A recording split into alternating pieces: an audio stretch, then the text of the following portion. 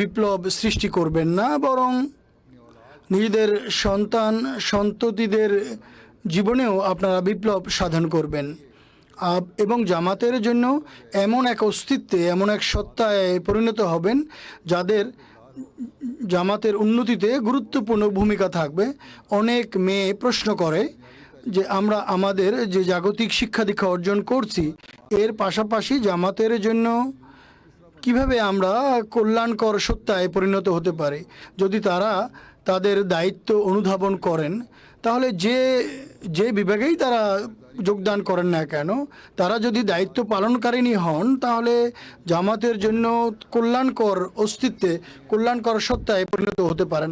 আপনাদের মধ্যে এমন অনেকে আছেন যারা ছোট শিশুদের মা বা যুবক যুবতী ছেলে মেয়ের মা, বা যারা এখন প্রাপ্তবয়সে উপনীত হতে যাচ্ছে তাদের মা, বা ভবিষ্যৎ প্রজন্মের মা যিনি হবেন, আপনাদের সবাইকে সর্বদা এই কথাটি মাথায় রাখতে হবে এবং এটি আপনাদের মৌলিক চিন্তা চেতনা হওয়া উচিত যে আমরাই সেসব মানুষ যারা সমাজের সংশোধন করব এবং এই লক্ষ্যে, এই উদ্দেশ্যে আমাদেরকে আল্লাহ তাআলার আদেশাবলী মেনে চলে তাদের সংশোধন করে নিজেদের ধর্মীয়, জ্ঞানগত এবং ব্যবহারিক এবং আধ্যাত্মিক অবস্থা উন্নত করে নিজেদের মাঝে এক বৈপ্লবিক পরিবর্তন সৃষ্টি করতে হবে।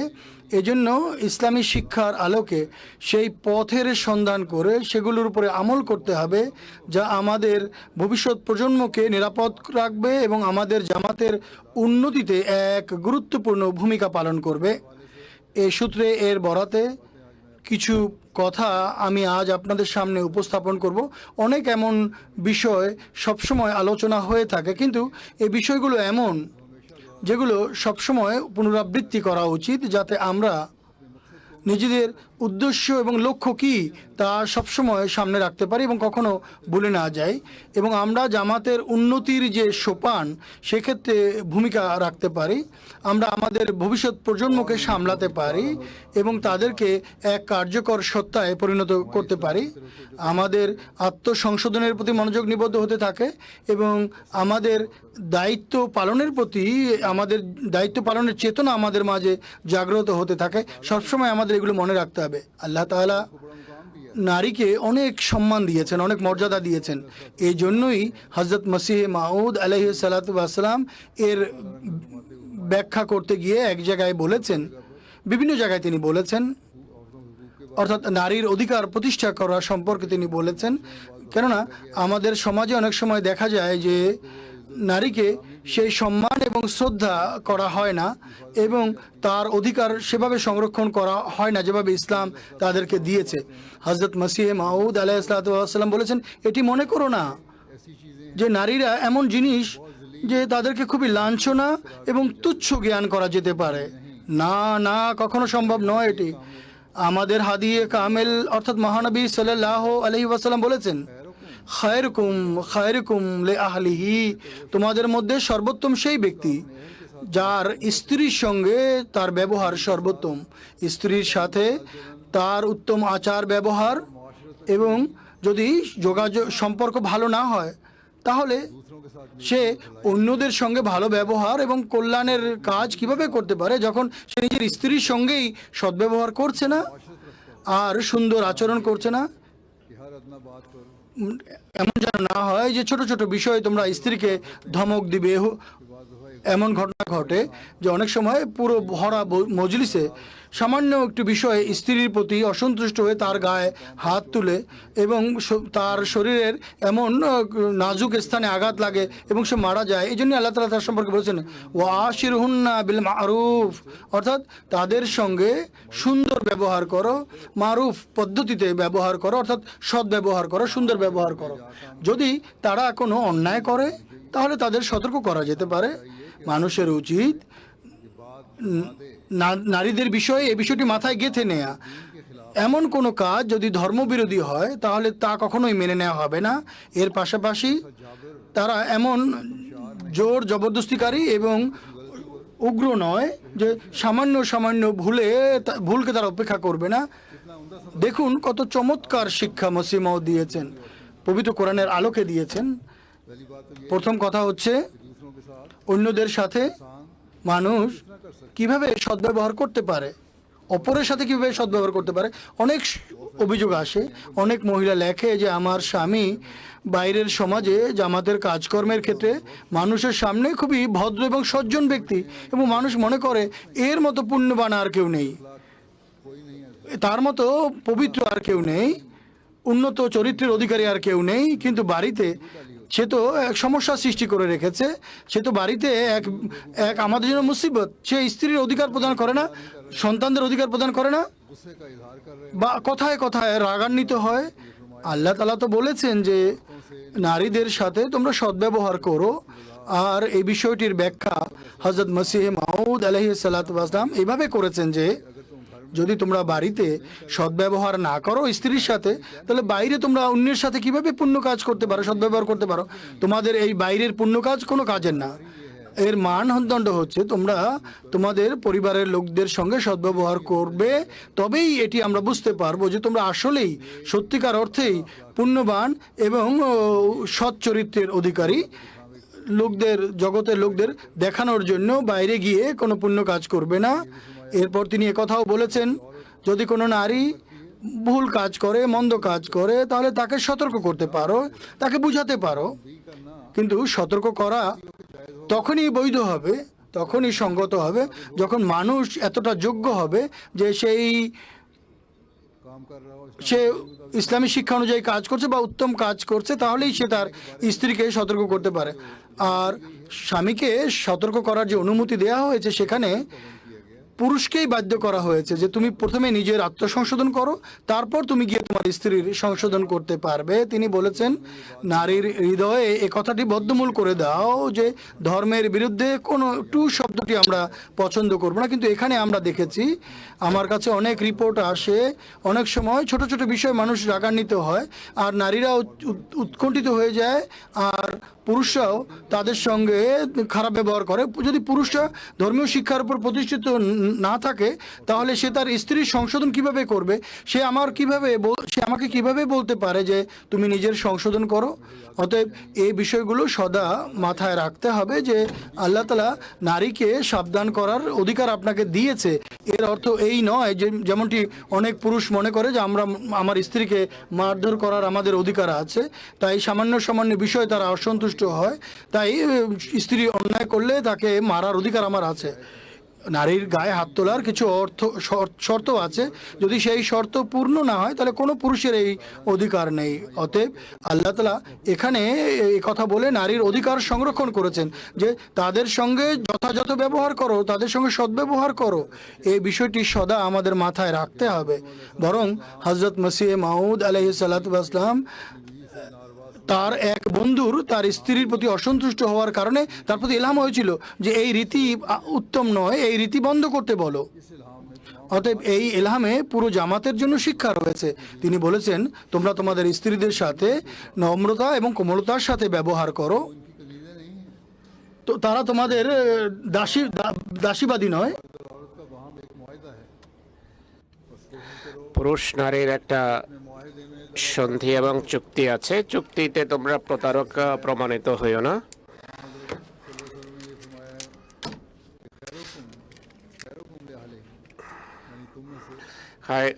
খায়রুকুম লিআহলিহি, তোমাদের মাঝে উত্তম সে যে স্ত্রীর সাথে উত্তম ব্যবহারকারী।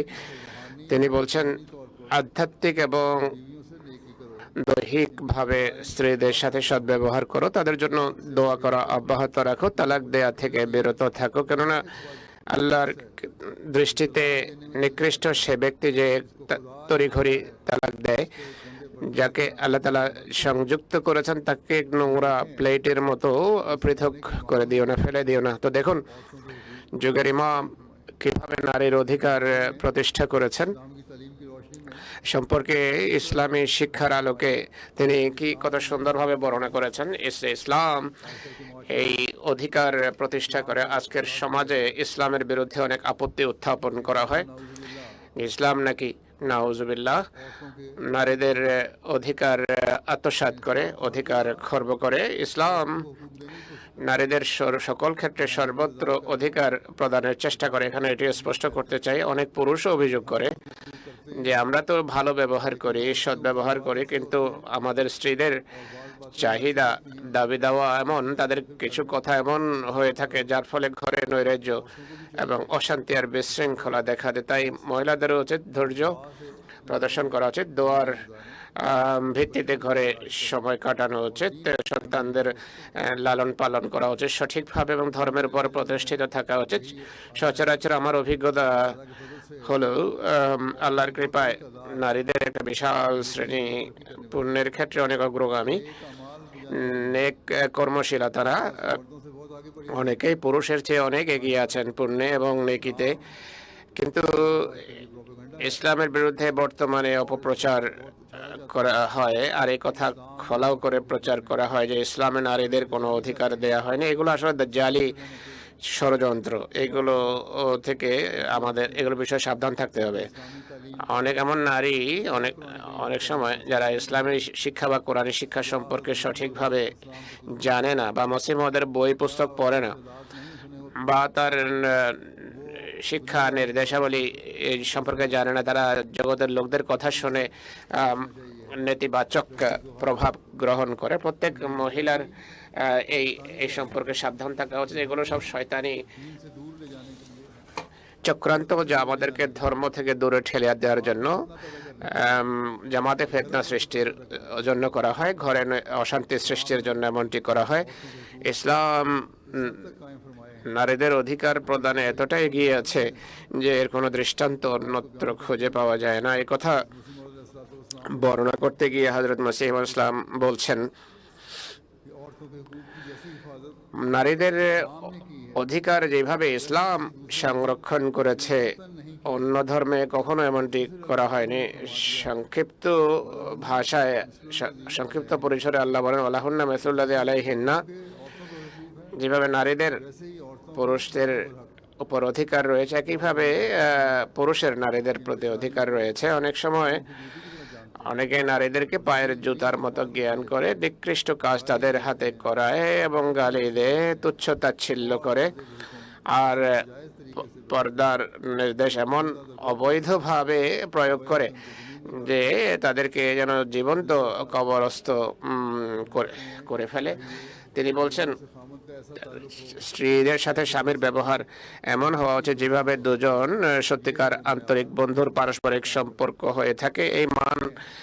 এই মানদণ্ডে ইসলাম প্রতিষ্ঠা করতে চায়। দেখুন কত সুন্দর শিক্ষা ইসলাম প্রদান করেছে। স্বামী স্ত্রী দুইজন আন্তরিক বন্ধুর মতো হওয়া উচিত, কেবল তবেই পরস্পরের অধিকার সমানভাবে প্রদানে সক্ষম হবে। মানুষের উন্নত নৈতিক চরিত্র এবং আল্লাহর সাথে সম্পর্কের প্রথম সাক্ষী আল্লাহ নারী হয়ে থাকে। তো নারী বা মহিলারাই সাক্ষী। তাদের সাথে যদি সম্পর্ক ভালো না হয়, তাহলে আল্লাহর সাথে কিভাবে মীমাংসা হতে পারে?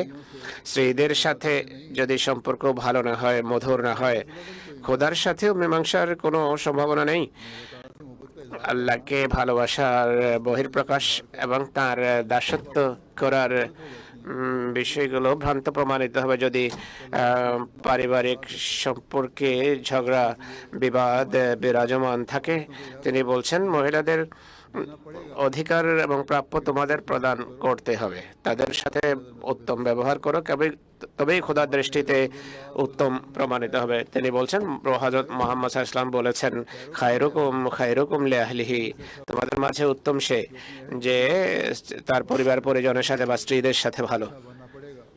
পরিবারের সঙ্গে সদ্ব্যবহার করতে হবে। আর পুরুষদেরও এই কথাটি মাথায় রাখতে হবে যে নারীদের প্রাপ্য অধিকার তাদেরকে দিতে হবে। আর নারীদেরও এই কথা স্মরণ রাখতে হবে, যদি পুরুষের পক্ষ থেকে কোনো অন্যায় হয়, তাহলে এটি ইসলামী শিক্ষাসম্মত আচরণ নয়, বরং ইসলামের শিক্ষা পরিপন্থী আচরণ, এবং তাদের অধিকার তারা খর্ব করছেন।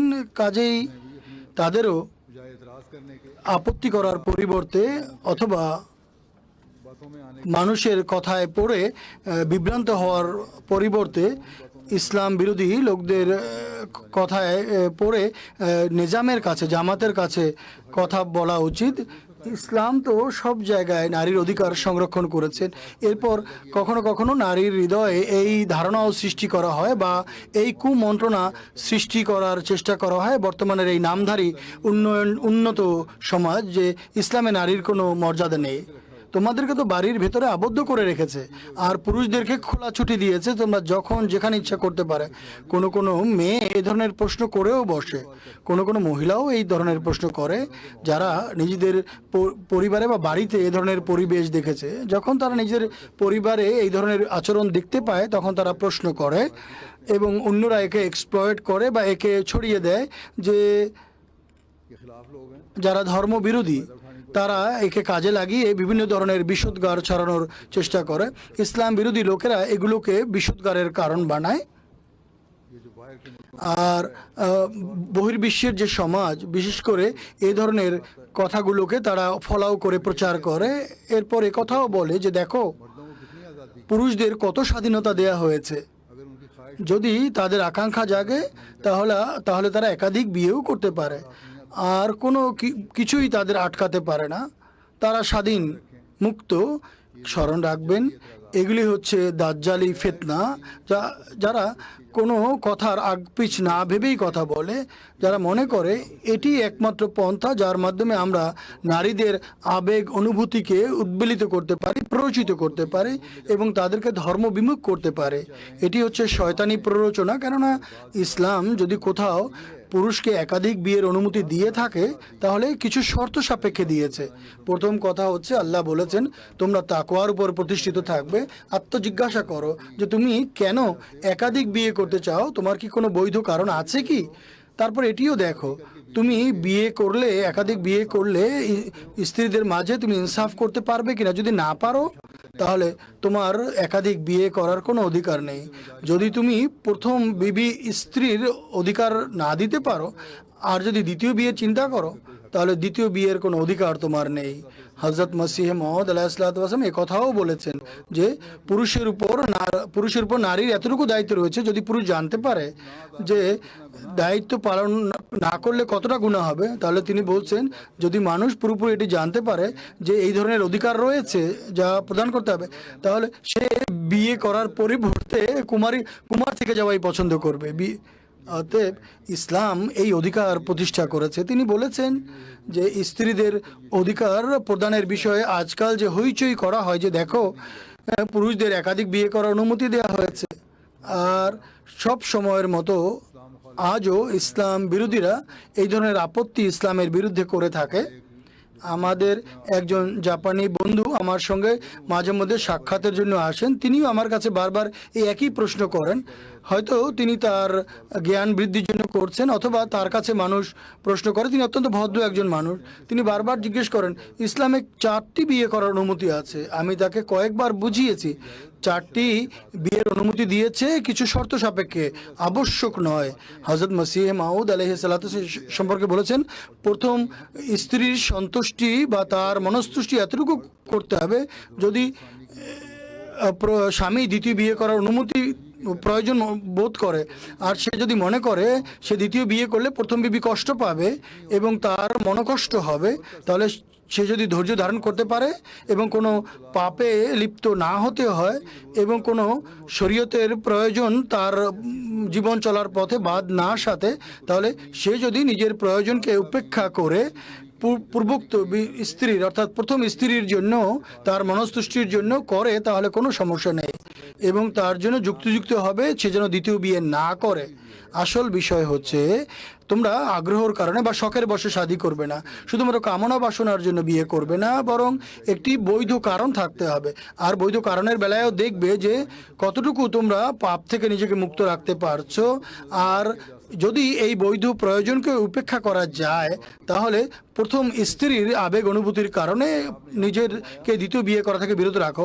তিনি একথাও বলেছেন নিকার পূর্বে নারীকে অধিকার দেওয়া হয়েছে, যদিও পুরুষকে দ্বিতীয় বিয়ের অনুমতি দেওয়া হয়েছে কিন্তু তোমারও একটি অধিকার আছে। যদি বিয়ের পূর্বে এই শর্ত দেওয়া হয় যে আমার স্বামী দ্বিতীয় বিয়ে করবে না, তাহলে নিঃসন্দেহে এমন স্ত্রীর স্বামী যদি দ্বিতীয় বিয়ে করে তাহলে সে অঙ্গীকার ভঙ্গের অপরাধী হবে। সে অঙ্গীকার ভঙ্গকারী হবে। যদি স্ত্রী প্রথমে লিখিয়ে নেয় যে তুমি আমাকে বিয়ে করার পর আর দ্বিতীয় বিয়ে করতে পারবে না, এরপর যদি স্বামী দ্বিতীয় বিয়ে করে তাহলে সে অঙ্গীকার ভঙ্গ করে। যদি সে বলে ইসলাম অনুমতি দিয়েছে, যদি কোনো নারী এই ধরনের শর্ত না লেখায় আর শরীয়ত ওই ব্যক্তির বেলায় প্রযোজ্য হয়, তাহলে সেক্ষেত্রে অন্যর মাথা ঘামানো এটি অন্যায় হবে। এক্ষেত্রে অন্যের নাক গলানো উচিত নয়। তাহলে তোমরা আপত্তি কেন করছো? এগুলো নারীদেরকে প্ররোচিত করার জন্য করায়। তিনি বলছেন এক্ষেত্রে নারীদেরও অধিকার আছে। এরপর যখন তারা তাদের অধিকার সংরক্ষণ করেনি, তাহলে তারা যেন মানুষের কথায় না পড়ে। যদি স্বামীর বৈধ প্রয়োজন থাকে তাহলে ইসলামের বিরুদ্ধে আপত্তি করবে না। এটি একটি মৌলিক আপত্তি যা বর্তমান যুগে অনেক বেশি করা হয়, যে কারণে আমি এটি এখানে উপস্থাপন করলাম। এটিও লেখা হয় যে পুরুষকে নারীর উপর অগ্রাধিকার দেয়া হয়েছে। সে কাওয়ামের অর্থ হচ্ছে যে সংশোধনকারী। সমাজের সংশোধনকারী করার দায়িত্ব যার উপর রয়েছে। যে সমাজে বক্রতা দেখা দিবে তা দূর করার দায়িত্ব। যে নোংরামি এবং বক্রতা সমাজে ছড়িয়ে পড়বে তা দূরকারী হবে। এই জন্যই পুরুষকে কাওয়াম বলা হয়েছে। এই জন্য যে সেই সমাজকে পরিষ্কার পরিচ্ছন্ন করার মূল দায়িত্ব পুরুষের উপরে অর্পিত। সে যেন আত্মসংশোধন করে, নিজেকে দৃষ্টান্তে পরিণত করে, আদর্শে পরিণত করে, যে সত্যিকার অর্থেই সংশোধনকারী হবে। এরপর এমন আদর্শ প্রতিষ্ঠার কারণে সে নারীর সংশোধনের প্রতিও মনোযোগ নিবদ্ধ করতে পারবে। তাদেরকেও বলতে পারবে যে দেখো, আমার আমল এটি, আমি এমন কাজ করি, তোমারও উচিত সৎকর্ম করা আর আল্লাহ তাআলার আদেশাবলী মেনে চলার চেষ্টা করো। শুধু এতটুকুই নয় যে আমি কাওয়াম, যা মনে চাইবে তাই বলবো, এমনটি নয়। আর আল্লাহ তাআলা আমাকে তোমার উপরে শ্রেষ্ঠত্ব দিয়েছেন। হ্যাঁ, আল্লাহ তাআলা শ্রেষ্ঠত্ব দিয়েছেন। আল্লাহ তাআলা বলেছেন আল্লাহ তাআলা যা কিছু সৃষ্টি করেছেন তার মধ্যে সৃষ্টির মধ্যে কারো কারো শ্রেষ্ঠত্ব আল্লাহ তাআলা রেখেছেন। পুরুষকে আল্লাহ তাআলা কিছু শক্তি বৃত্তি বেশি দিয়েছেন। খেলার দিকে দেখুন। এই ক্রীড়া প্রতিযোগিতায় পুরুষ নারীর যে প্রতিযোগিতা হয়, কখনো মহিলা টিমের পুরুষ টিমের সাথে প্রতিযোগিতা হয় না। আজকাল মহিলাদের এখানে ফুটবল ম্যাচ হয়, তাতেও পুরুষ মহিলার টিম একসাথে খেলে না, পৃথক পৃথক খেলা হয়, তাদের টুর্নামেন্ট হয় বা ম্যাচেস হয়। যাই হোক, পৃথক রাখার অর্থ হলো কওয়ামের একটি অর্থ হলো তাকে আল্লাহ তাআলা মজবুত দৈহিক গঠন দিয়েছেন। এর অর্থ হলো ঘরে যদি কোনো অসুন্দর পরিবেশ দেখা দেয়, তাহলে তোমার শক্তিশালী হওয়ার কারণে বা এই বাহানায় যে সংশোধন করার দায়িত্ব তোমার, সংশোধন করার দায়িত্ব যেহেতু তোমার, তাই নিজের কিছু অধিকার ছেড়ে দিয়ে হলেও ঘরের পরিবেশ সুন্দর করো, সৌহার্দ্যপূর্ণ পরিবেশ গড়ে তোলার চেষ্টা করো, যেন ঘর সকল প্রকার ঝগড়া থেকে মুক্ত থাকে। তোমাদের সন্তান এবং ভবিষ্যৎ প্রজন্ম যেন উত্তম আদর্শ দেখে ইসলামী শিক্ষার সৌন্দর্য বুঝতে পারে, অনুধাবন করতে পারে, সেগুলোর উপর আমল করতে পারে। এই কথাগুলো আমার সবসময় স্মরণ রাখা উচিত।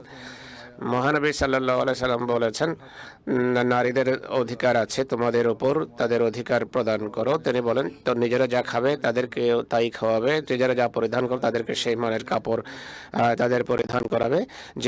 যে মানের কাপড় তোমরা পরো সেগুলো সে ধরনের সেই মানের কাপড় তাদেরকেও দাও। চেহারায় আঘাত করবে না, বিনা কারণে বকাঝকা করবে না। এই কথাগুলো অত্যন্ত স্পষ্টভাবে তিনি লিখেছেন। অনেকেই এখনো লেখে যে ঘরে এমন ঘটনা ঘটছে, পাশ্চাত্যে এই ধরনের ঘটনা ঘটে চলেছে। কিছু স্বামী এখানে এসে এমনটি করে, কিন্তু খোদা নারীর অধিকার প্রদানের বিষয়টি নিশ্চিত করেছেন যে অধিকার প্রদান করা উচিত। এমন নারী ইসলামে জন্ম নিয়েছেন যারা সেই মান অর্জন করেছেন, সেই মান প্রতিষ্ঠা করেছেন, যা হলো পুণ্যের ক্ষেত্রে অত্যন্ত উন্নত মান। তারা এই কারণে অসন্তুষ্ট হতেন না যে পুরুষের অধিকার বেশি দেয়া হয়েছে পুরুষকে আর আমাদেরকে কম।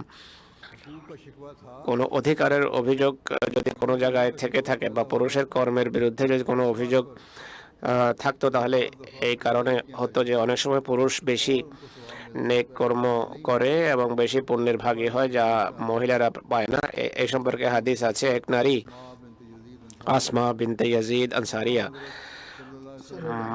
মহানবীর কাছে আসেন। তিনি সাহাবী পরিবেষ্টিত অবস্থায় বসেছিলেন। তিনি এসে বলেন, হে আল্লাহ রসুল সাল্লাল্লাহু আলাইহি ওয়াসাল্লাম, আমার পিতামাতা আপনার জন্য নিবেদিত।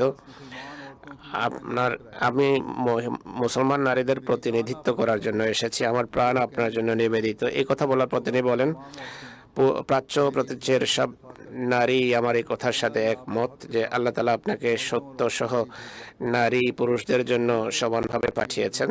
আপনি উভয়ের জন্য নবী হিসাবে এসেছেন, পুরুষের জন্য মহিলাদের জন্য। আমরা এই বিষয়ে একমত।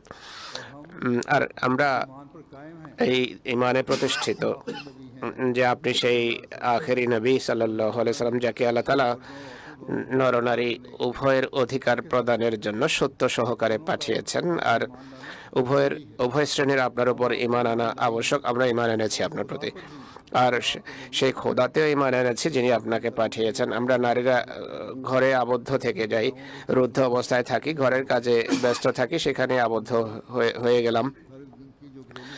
পারিবারিক দায়িত্ব পালনের কারণে বাইরে আসা কঠিন হয়ে যায়, আমরা বাইরে যেতে পারি না। পুরুষদের কামনা বাসনা পূর্ণতার বিধান আমরা করে তাদের সন্তান সাথে দায়িত্ব পালন করি, কিন্তু পুরুষ শ্রেণী যারা জুমা বা জামাত নামাজ, রোগীদের শুশ্রূষা, হজের জন্য যেভাবে স্বাধীনভাবে তারা হজের জন্য যেতে পারেন, আমাদের সেই স্বাধীনতা নেই। এই কারণে আমাদের উপর তাদের শ্রেষ্ঠত্ব রয়েছে এক প্রকার। সেই শ্রেষ্ঠত্ব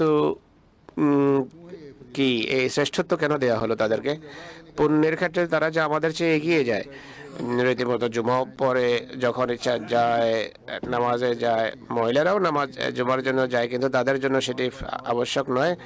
বা জামাত নামাজ মহিলারা ঘরে পড়েন, পুরুষের জন্য ফরজ হলো বা জামাত মসজিদে গিয়ে নামাজ পড়ায়, এই জন্য পুণ্য বেশি পায়।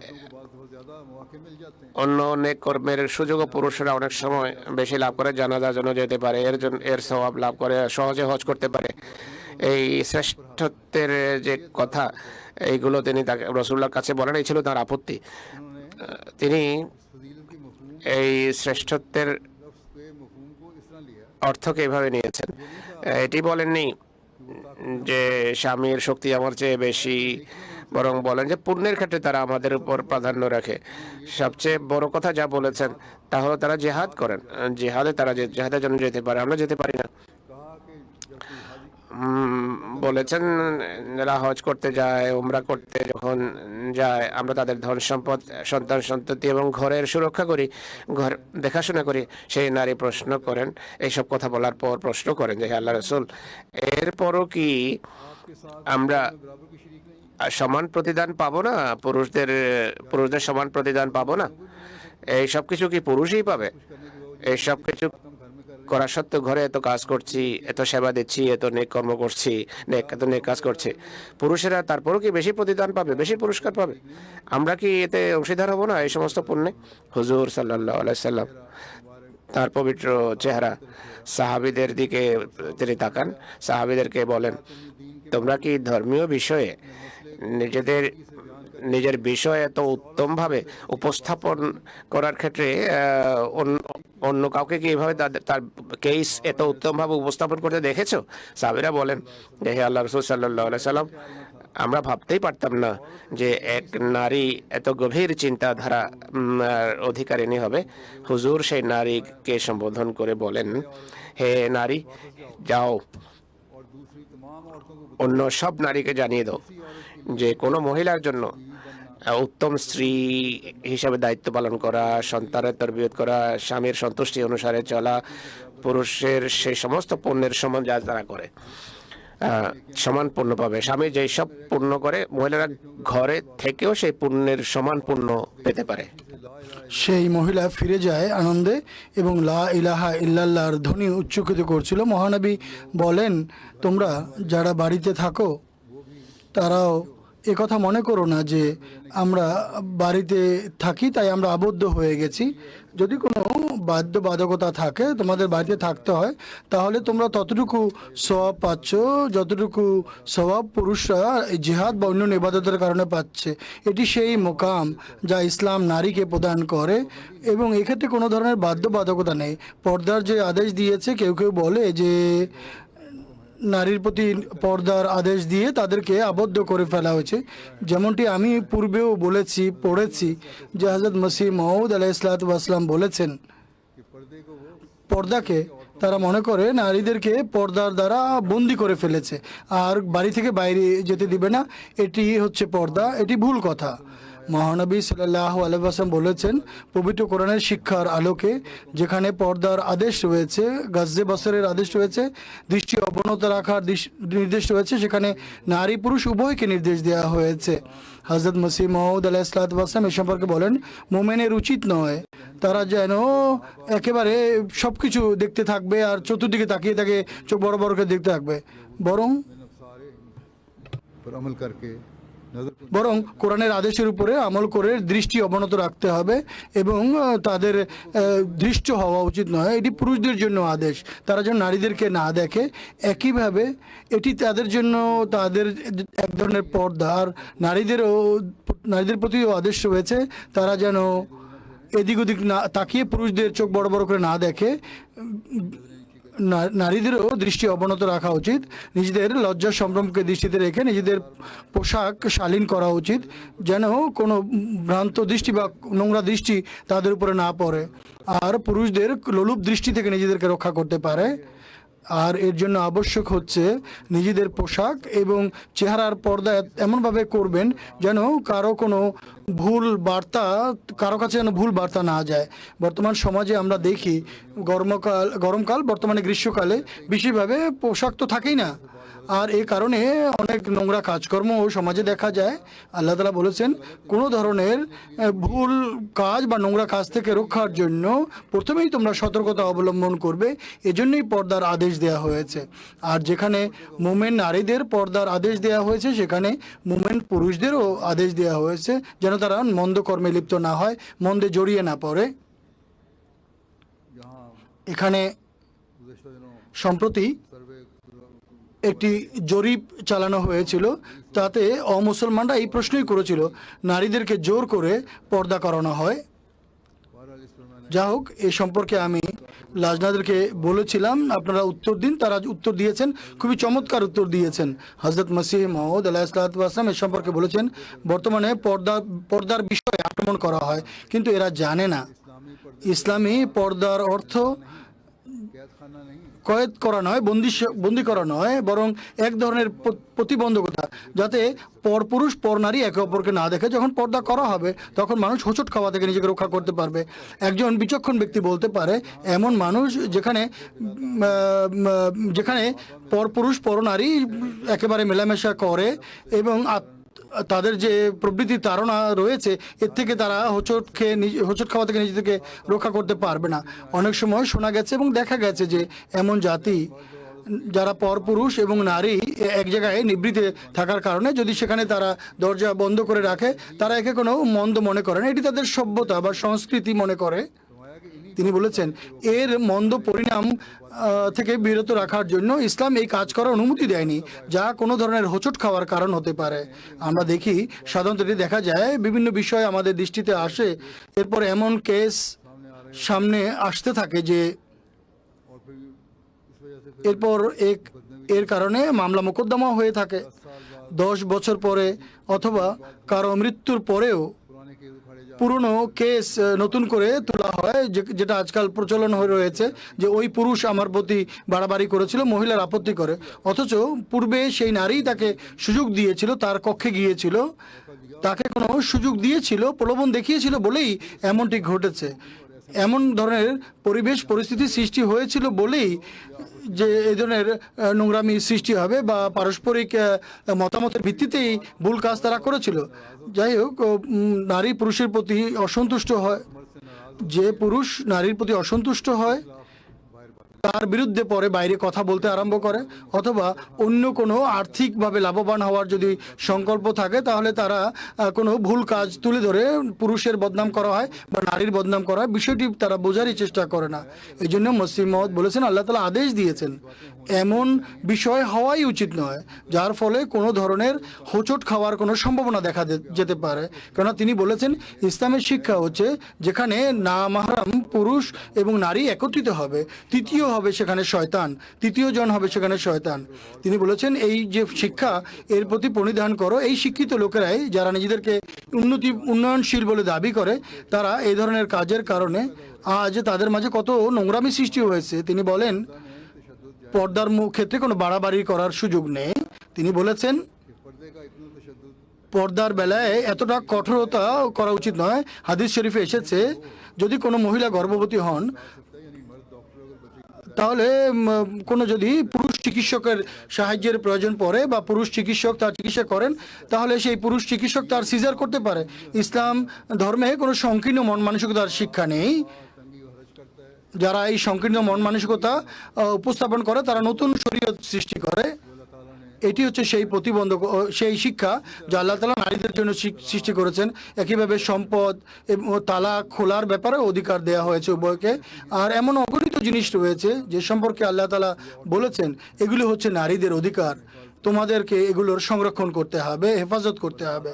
যখন আল্লাহ তাআলা এমন অধিকার সংরক্ষণ করে দিয়েছেন, তাহলে এটি নারীদের জন্য অনেক বড় পুরস্কার যা ইসলামী শিক্ষা নারীদেরকে দিয়েছেন। এই জন্য নারীদের উপর দায়িত্ব বর্তায়, আপনারা আপনাদের দায়িত্ব অনুধাবন করুন এবং আল্লাহ তাআলা আপনাদের উপর যে দায়িত্ব অর্পণ করেছেন, অর্থাৎ নবপ্রজন্মের সংশোধন করা, তাদেরকে এমন জায়গায় প্রতিষ্ঠিত করা তারা ধর্ম জামাতের উপকারী সত্তায় পরিণত হতে পারে, নিজেদের দেশের কল্যাণকর সত্তায় পরিণত হতে পারে। যদি এমনটি হয় তবেই এমন এক সুন্দর সমাজ গড়ে উঠবে যেখানে আল্লাহ তাআলার দাসত্বের দায়িত্ব পালন করা হবে এবং ইহ এবং পরকালে তারা জান্নাতের দৃষ্টান্ত দেখবে এবং পরকালেও তারা জান্নাতের দৃষ্টান্ত দেখবে। বস্তুবাদিতায় নিমজ্জিত মানুষ এখানে বিলাসিতায় লিপ্ত হয়, মনে করে অনেক কিছু করেছি এবং দেখেছি, কিন্তু পরকালে এই পৃথিবীর পাপের কারণে তারা খোদার শাস্তি পাবে। তাই আমাদের উচিত এমন কথা থেকে বিরত থাকা, দূরে থাকা, আল্লাহর কৃতজ্ঞ দাসী হওয়ার চেষ্টা করা যিনি আমাদেরকে আমাদের অধিকার প্রদান করেছেন। আমি দু একটি অধিকারের কথা বললাম, কিন্তু সব বিষয়ে আল্লাহ তাআলা বলছেন পুরুষের অধিকারের পাশাপাশি নারীদেরও কিছু অধিকার রয়েছে। তারা একই পাঁজর থেকে, একই সত্তা থেকে সৃষ্ট।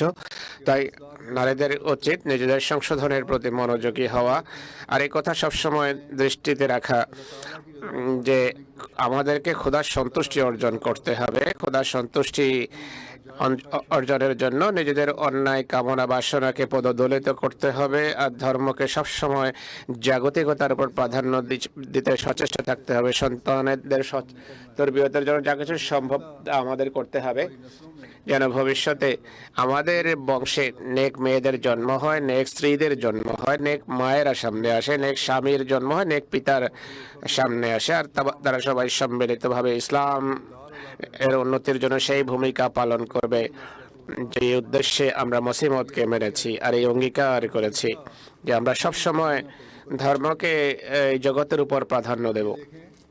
দেখুন, আমরা আমাদের এই উদ্দেশ্য অর্জন করছি কিনা, লক্ষ্য অর্জন হচ্ছে কিনা। বিশেষ করে মহানবীর ভবিষ্যৎবাণী অনুসারে আমরা এই যুগের ইমামকে মেনেছি, আর আপনারা সেসব সৌভাগ্যবান লোকদের অন্তর্ভুক্ত হয়েছেন যাদের সম্পর্কে আল্লাহ বলেছেন ওয়া আখারিনা মিনহুম লাম্মা ইয়ালহাকু বিহিম, অর্থাৎ এই জামাত ছাড়া আরো একটি জাতিতেও তিনি তাকে প্রেরণ করবেন যারা এখনো এদের সাথে মিলিত হয়নি। এই সম্পর্কে হযরত মসিহ মওউদ আলাইহিস সালাম বলেন এই আয়াতের অর্থ হলো যেভাবে মহানবী এক বিকৃত জাতিকে সঠিক পথে পরিচালিত করেছেন, যারা ধর্ম থেকে অনেক দূরে চলে গিয়েছিল, অন্ধকারে নিমজ্জিত ছিল, আল্লাহ তাদেরকে নিজেকে চিনিয়েছেন।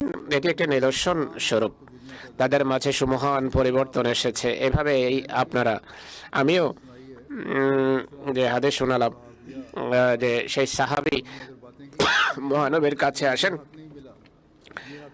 এইটি বলেননি যে এই অধিকার পাইনি, এই অধিকার দেওয়া হয়নি, জাগতিক অধিকারের কথা বলেননি, বরং ধর্মীয় অধিকারের কথা বলেছেন। কোন শ্রেষ্ঠত্বের কথা বলে থাকলে ধর্মীয় শ্রেষ্ঠত্বের কথাই বলেছেন। সেখানে সাহাবীরা উপস্থিত ছিলেন, এমন সাহাবী ছিলেন যারা ধর্মকে জগতের উপর প্রাধান্য দিয়েছেন। তো এটি পুরুষদের জন্য একটি লেসন, তাদের উচিত ধর্মকে জাগতিকতার উপর প্রাধান্য দেয়া। যেভাবে আমি কিছু কথা বললাম, পুরুষদের যদি সংশোধন হয় কেবল তবেই তারা নারীদের সংশোধন করতে সক্ষম হবে। মহিলাদের জন্য শিক্ষণীয় বিষয় হলো কোনো এই চিন্তায় থাকা উচিত যে কিভাবে ধর্মকে আমি জগতের উপর প্রাধান্য দেব। এটি যদি থাকে, চিন্তা চেতনা যদি থাকে মাথায়, কেবল তবেই আমরা আমাদের ভূমিকা পালন করতে পারবো, যা একজন মুমিনের জীবনের উদ্দেশ্য। হযরত মসিহ মাউদ আলাইহিস সালাতু ওয়াস সালাম এক জায়গায় বলেন, আখারিনা মিনহুমের ব্যাখ্যা করে তিনি যে বলেছেন, আর একটি জামাত আছে যারা শেষ যুগে সামনে আসবে, তারা অন্ধকারে নিমজ্জিত থাকবে, জ্ঞান প্রজ্ঞা থেকে দূরে থাকবে। তখন আল্লাহ তাআলা তাদেরকে সাহাবীদের রঙে রঙিন করবেন, অর্থাৎ সাহাবীরা যা কিছু দেখেছেন তাদেরকেও দেখানো হবে। অতএব প্রত্যেকের আত্মজিজ্ঞাসা করা উচিত যে আমরা হযরত মসিহ মাউদ আলাইহিস সালাতু ওয়াস সালামকে মেনেছি, সেই উদ্দেশ্য অর্জনের জন্য আমরা অগ্রগামী হচ্ছি কিনা, নাকি আমরা সেখানেই দাঁড়িয়ে আছি ঠায়। সাহাবীরা নিজেদের মাঝে কিভাবে পবিত্র পরিবর্তন সৃষ্টি করেছিলেন, মহিলা সাহাবীরা কিভাবে পবিত্র পরিবর্তন সৃষ্টি করেছেন, তারা জাগতিক ক্রীড়া কৌতুকে কিভাবে উপেক্ষা করেছেন, কিভাবে ইবাদতের মান সৃষ্টি করেছেন, কিভাবে আর্থিক কোরবানির দৃষ্টান্ত প্রতিষ্ঠা করেছেন। আল্লাহ তাআলার কৃপায় আমাদের এখানে অনেক নারী এমন আছেন যাদের ইবাদতের মান অনেক উচ্চ এবং তাদের আর্থিক কোরবানির মানও দেখার মতো।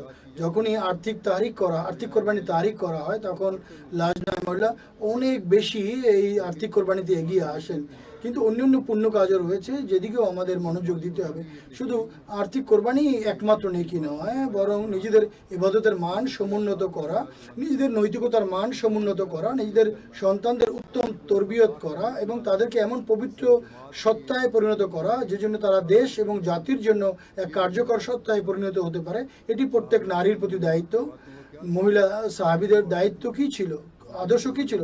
যারা দিনের বেলা রোজা রাখতেন এবং রাতের বেলা ইবাদত করে কাটাতেন, এবং তাদের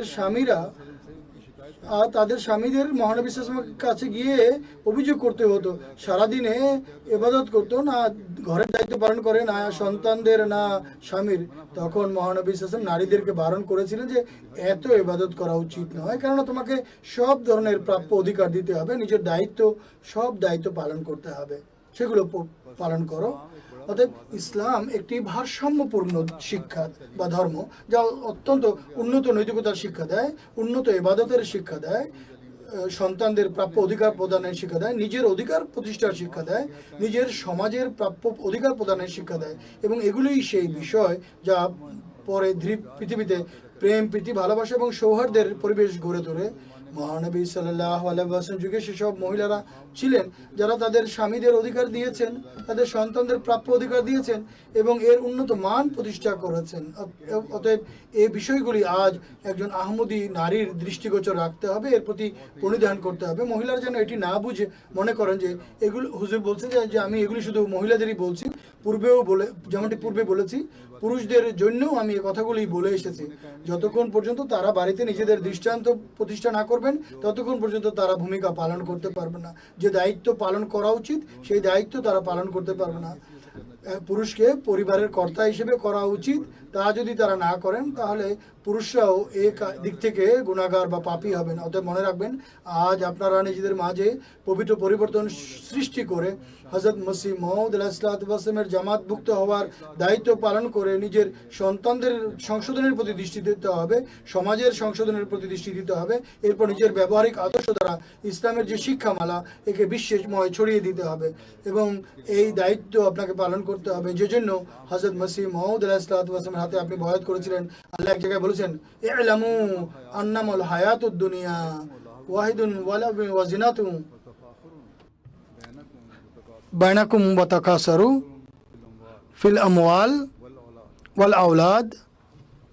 तकासुरुन फिल अम्वाल वल औलाद, यानी तुम्हारी जिंदगी তোমাদের জীবনের উদ্দেশ্য শুধু এটি নয় যে তোমরা ক্রীড়া কৌতুকে সময় কাটাবে।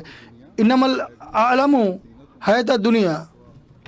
तफाखुरुन बैनकुम व तकासुरुम फिल अम्वाले वल औलाद, यानी तुम्हारी जिंदगियों का তোমাদের জীবনের উদ্দেশ্য শুধু এতটুকুই নয় যে তোমরা ক্রীড়া কৌতুকে মত্ত থাকবে, জাগতিক কামনা বাসনাকে পূর্ণ করবে বা নফসের যে তাড়না একে পূর্ণ করবে। এই জীবন শুধু দুনিয়াদারদের কাজ। তোমাদের জীবনের লক্ষ্য এমনটি হওয়া উচিত নয়, কারণ এগুলো মানুষের জীবনের যে মূল লক্ষ্য উদ্দেশ্য তা থেকে মানুষকে উদাসীন করে দেয়। এগুলো থেকে দূরে থাকতে হবে। কেউ একে অপরের উপর নিজের সন্তান এবং সম্পদের কারণে যেন গর্ব না করে। যদি এই চেতনা আমাদের মাঝে সৃষ্টি হয় তাহলে আমরা সেই বিপ্লব সৃষ্টিকারিণী মহিলা হতে পারবো, যারা বিশ্ববাসীকে আল্লাহ তাআলার সমীপে বিনত করবে, যারা বিশ্ববাসীকে মহানবীর পতাকা তলে একত্রিত করবেন। তবেই আপনাদের পারিবারিক জীবন, পারিবারিক যে শিক্ষা, পারিবারিক যে সমাজ বা সমাজ শান্তিপূর্ণ হবে। তবেই আপনাদের তবলিগ কার্যকর হবে। তবেই আপনারা আপনাদের আদর্শ দ্বারা, নিজেদের উন্নত নৈতিক গুণাবলী দ্বারা এবং এটি অনুধাবন করে যে ইসলাম আমাদের অধিকার সংরক্ষণ করেছে, আমাদেরকে সব ধরনের অধিকার দিয়েছে এবং আমাদের কিছু দায়িত্ব রয়েছে, সেগুলো প্রদানের প্রতি আমাদের দৃষ্টি আকর্ষণ করে এবং আমাদেরকে সেগুলো শুধুমাত্র আল্লাহ তাআলার সন্তুষ্টি লাভের জন্যই পালন করতে হবে। তারপর দেখুন, সমাজে এমন বিপ্লব সৃষ্টিকারিণী আপনারা হবেন যা বিশ্ববাসী দেখে বা অবলোকন করে কথা বলতে বাধ্য হবে যে ইসলামী শিক্ষার অনিন্দ সুন্দর গুণাবলী স্বীকার করবে। শুধু স্বীকারই করবে না, বরং মেনে নিবে এবং ইসলামে প্রবেশ করবে এবং তারা আল্লাহ তাআলার একত্ববাদের স্বীকৃতি প্রদান করবে এবং তারা মহানবী সাল্লাল্লাহু আলাইহি ওয়াসাল্লামের পতাকা তলে সমবেত হবে। অতএব এ সম্পর্কে আপনারা মনে রাখবেন, স্মরণ রাখবেন, বর্তমান বিশ্বে শুধু পুরুষদের দায়িত্বই তবলিগ করা নয়, বরং নারীদেরও তবলিগ করা উচিত এবং নারীদের তবলিগ তখনই কার্যকর প্রমাণিত হবে যখন তারা সব ধরনের হীনমন্যতার ঊর্ধ্বে উঠে এটি বুঝবে বা অনুধাবন করবে যে ইসলাম আমাদের সব ধরনের অধিকারের সুরক্ষা করেছে এবং ইসলাম আমাদের কাছে দাবি করছে আমরা যেন ইসলামের শিক্ষা মেনে চলি। যেমনটি আমি পূর্বেও বলেছি, আল্লাহ তাআলা আপনাদেরকে সামর্থ্য দিন আপনারা যেন এই দায়িত্ব পালন করতে পারেন এবং আপনাদের পরবর্তী প্রজন্মেরও এত উন্নতভাবে তরবিয়ত করতে সমর্থ হন যেন তারাও এই অধিকার প্রদান করতে পারে। এবং যে উদ্দেশ্যে আমরা হযরত মসিহ মাউদ আলাইহিস সালামের হাতে বয়াত করেছি এবং তার জামাতভুক্ত হয়েছি, সেই উদ্দেশ্য যেন আমরা সবাই, নারী পুরুষ সবাই সম্মিলিতভাবে যেন পূর্ণ করতে সক্ষম হই। যদি আপনাদের আদর্শ উত্তম হয়, আপনাদের বাড়িতে আপনাদের স্বামীর মাঝে যদি কোনো দুর্বলতা থাকে তাহলে আপনার আদর্শের কারণেই তাও দূরীভূত হবে এবং এর স্বভাবও আপনি পাবেন। আর আপনি শুধু আপনার সন্তানদেরই সংশোধন করবেন না, বরং এমন পরিস্থিতিতে আপনি আপনাদের স্বামীদেরও সংশোধন করতে সক্ষম হবেন। শুধু এতটুকুই দেখবেন না যে স্বামী আপনার অধিকার দিয়েছে কি দেয়নি এটি দেখবেন না, বরং আপনি এই চেতনা নিয়ে আপনার নিজের দায়িত্ব পালন করবেন। ইসলাম আপনাকে যে অধিকার দিয়েছে তার দাবি হচ্ছে আপনি সমাজের জন্য এক হিতৈষিনী প্রমাণিত হবেন।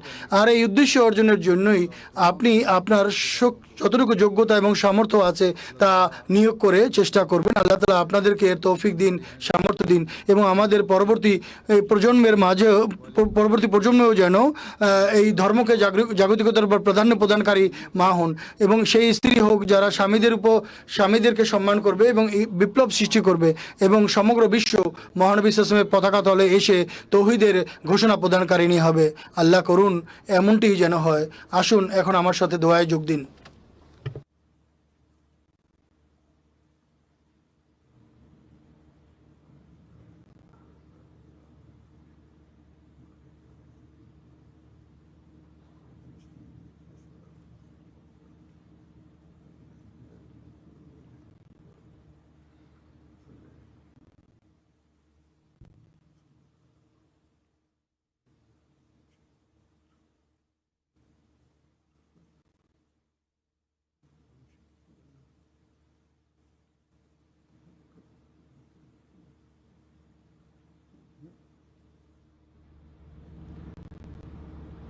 आमीन।